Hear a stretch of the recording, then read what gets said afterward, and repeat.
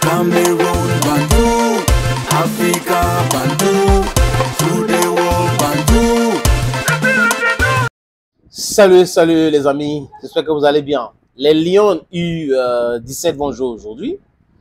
En Égypte, je crois que dans 6 jours, le 18, elles vont jouer à Bafoussam. Les Lions indomptables se trouvent actuellement en Égypte et dans quelques heures, les filles vont jouer là-bas. Si les matchs éliminatoires comptant pour la Coupe du Monde U17 dames qui va se dérouler au Maroc cette année même. Vous avez vu les communications, ou du moins les différentes communications de l'agent qui a été mis à la disposition du MINSEP. Donc moi, le combi gère directement cet agent. À peu près 123 millions, désolé. À peu près 123 millions de francs CFA. Et c'est un secret de polichinelle parce que la nouvelle loi des finances a redonné encore la gestion de ce fonds-là au ministère du Sport. Toute cette guerre-là, c'était par rapport à cela. Vous savez, certaines personnes au ministère pensent que s'ils ne touchent pas l'argent, ça veut dire qu'ils ne gèrent rien. Et dans la tête de certains, celui qui gère doit avoir accès à l'argent. Donc pour eux, c'est l'argent, tout l'argent, rien que l'argent. C'est la gestion pour eux là-bas. Si vous essayez de contrôler comment ils gèrent, ils peuvent mourir. Ils vont crier, parce qu'ils veulent la facilité. Mais seulement, il y a un piège maintenant. Et ceux qui sont en train de jubiler devraient savoir que M. Narcisse Molekombi est sur les braises. Il ne peut pas gérer cet argent comme hier. Ce n'est plus possible. Comprenez, donc les blogueurs et autres là, qui sont en train de jubiler, sachez que vous jubilez pour rien, parce qu'il n'y aura rien pour vous là-bas. On a dit que c'est le président de la fédération qui demande à dépenser tant avant qu'on ne décaisse cet argent. Donc si le président de la fédération n'a pas demandé quelque chose, le ministère ne peut pas demander de décaisser l'argent pour cette chose-là. Donc ce n'est pas au ministère de décider ce qu'on doit faire. S'il y a la location d'hôtel, c'est au ministère, c'est à la FECAFOO de demander, ou les fédérations, parce que la loi parle des fédérations. Mais on fait une fixation sur la Fédération camerounaise de football parce que l'intérêt c'est Samuel Eto'o-Fils. Et moi, comme je parle de lui, je parle de cet argent. Monsieur Ngongo a donc signé cette correspondance et ils ont fait fuiter. Ils ont fait fuiter ça le même jour que Eto'o les a fait ça dur au Caire. Où on a humilié Abdourahmane Amadou, humilié Henri Djalakouane Junior, humilié Guibaï Gaïtama et les autres. Et les avocats même d'Andrew Nana qui l'auraient envoyé au Caire, ils étaient capables de payer les 3 000 $ pour faire appel. Donc, ils recevaient leur appel. Et là, les amis, les gars étaient en train d'attendre. Ils disaient, oui, on va sanctionner tout, oui, c'est bon pour lui et tout ça là.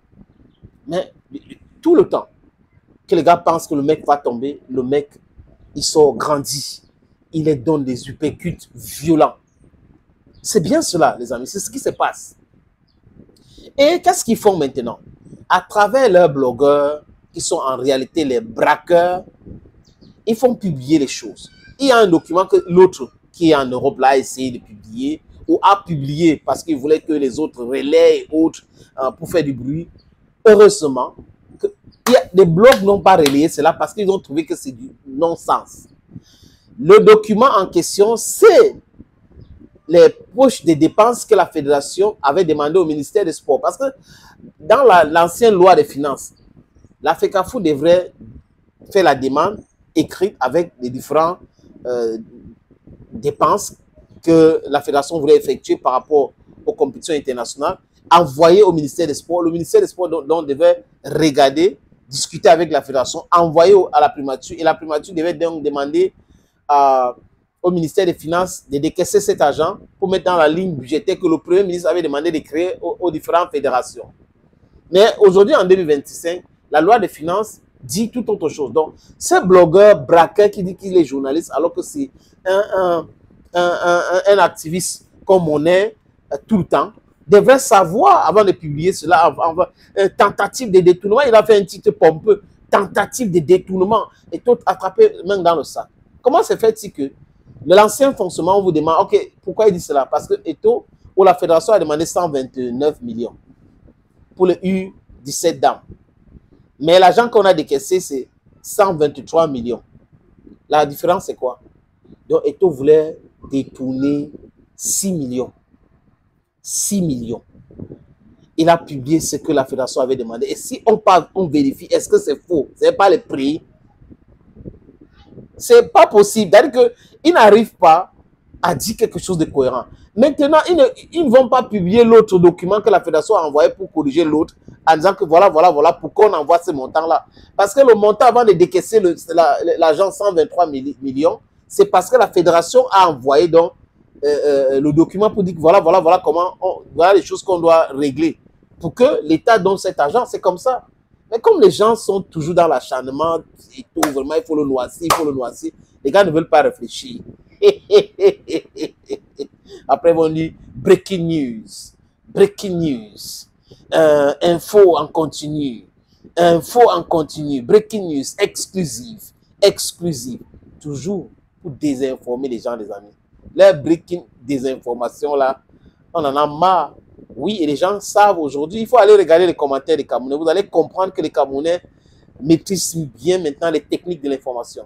On lui a demandé de publier aussi le document du ministère. Il ne peut pas, parce que ses sources au ministère veulent juste la distraction. Il est en train de nous faire même mal maintenant. Comment on peut faire pour agir? Il faut dire ceci, on doit faire ceci. C'est comme ça exactement. Et si ça passe, ça ne passe plus. Thank you, friends. Bye bye.